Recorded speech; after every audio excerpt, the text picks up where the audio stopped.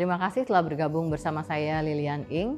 Kali ini kita mencoba menjawab pertanyaan, bagaimana asesmen Ibu mengenai daya beli masyarakat Indonesia, terutama setelah kenaikan harga minyak akibat perang di Iran.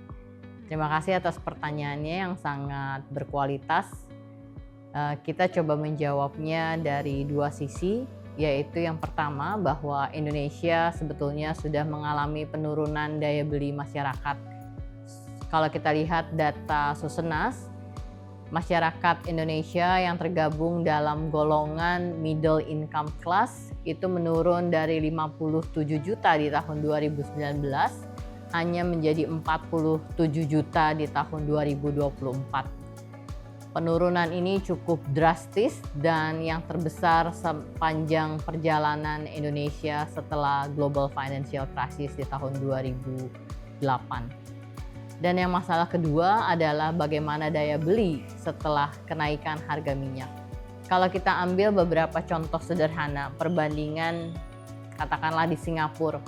Masyarakat Singapura mempunyai pendapatan per kapita 133.000 dolar Singapura per tahun atau sekitar 11.000 dolar Singapura per bulan. Harga minyak di Singapura itu pada kisaran 3,3 dolar Singapura, artinya 33 dolar Singapura per 10 liter.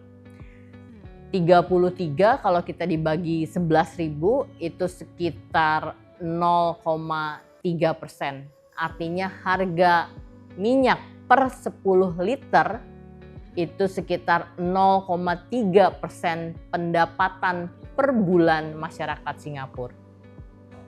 Sementara cadangan Singapura minyak saat ini berada pada kisaran 60 hari dan LNG atau liquid natural gas itu hingga 2 minggu atau sekitar 15 hari. Contoh lainnya kita ambil contoh Korea Selatan, misalnya pendapatan per kapita Korea Selatan itu pada kisaran 51 juta Korean won per tahun atau sekitar 4.250.000 per bulan. Sementara harga minyak di Korea Selatan itu pada harga 1.900 Korean won per liter atau 19.000 Korean won per 10 liter. Artinya 19.000 kalau kita bagi 4.250.000, harga per 10 liter minyak di Korea itu pada kisaran 0,4% dari pendapatan per bulan masyarakat Korea. Persediaan minyak di Korea bisa mencapai 100 hari dan persediaan LNG berada pada kisaran 15 hari atau 2 minggu. Bagaimana dengan Indonesia? Masyarakat Indonesia mempunyai pendapatan per kapita sekitar 59 juta per tahun Indonesia rupiah atau sekitar pada kisaran 7,6 juta rupiah per bulan. Sementara saat ini harga BBM di Indonesia pada kisaran 12.300 per liter. Jadi kalau 10 liter itu 123.000, kalau kita bagi 7.600 itu pada kisaran 1,6%. Artinya harga per 10 liter minyak di Indonesia itu 1,6% dari rata-rata gaji per bulan masyarakat Indonesia. Jadi di Singapura itu 0,3%, di Korea 0,4%, di Indonesia itu 1,6% atau yang tertinggi bila kita bandingkan dengan dua negara tersebut. Sementara cadangan minyak di Indonesia berada pada kisaran 18-23 hari dan persediaan LNG kita berada pada kisaran 15 hari atau 2 minggu. Dari perbandingan-perbandingan ini, mengapa saya gunakan dalam kita membandingkan daya beli, kita harus menggunakannya dalam persentase. Bila kita ingin membandingkan dengan negara lain, atau bila kita ingin membandingkan satu daerah dengan daerah lain.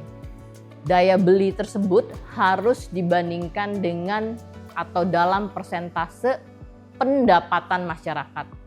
Mengapa penting dalam persentase? Sekali lagi tadi saya gambarkan bahwa Walaupun harga minyak di Singapura tampaknya lebih tinggi, 3,3 dolar Singapura. Lebih tinggi di Korea, 1.900 Korean won. Itu lebih tinggi daripada harga di Indonesia yang hanya 12.300 rupiah.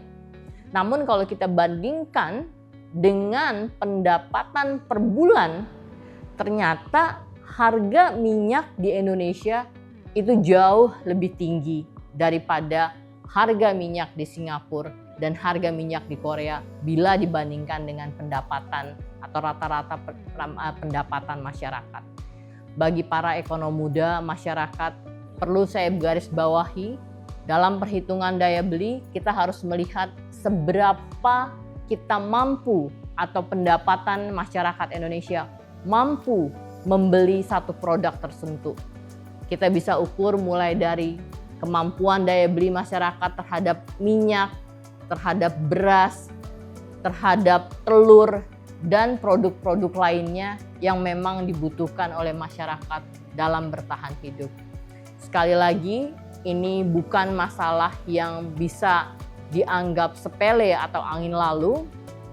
Masalah kronis mengenai penurunan daya beli masyarakat Indonesia adalah masalah serius yang harus ditangani secara serius dan komprehensif oleh pemerintah Indonesia.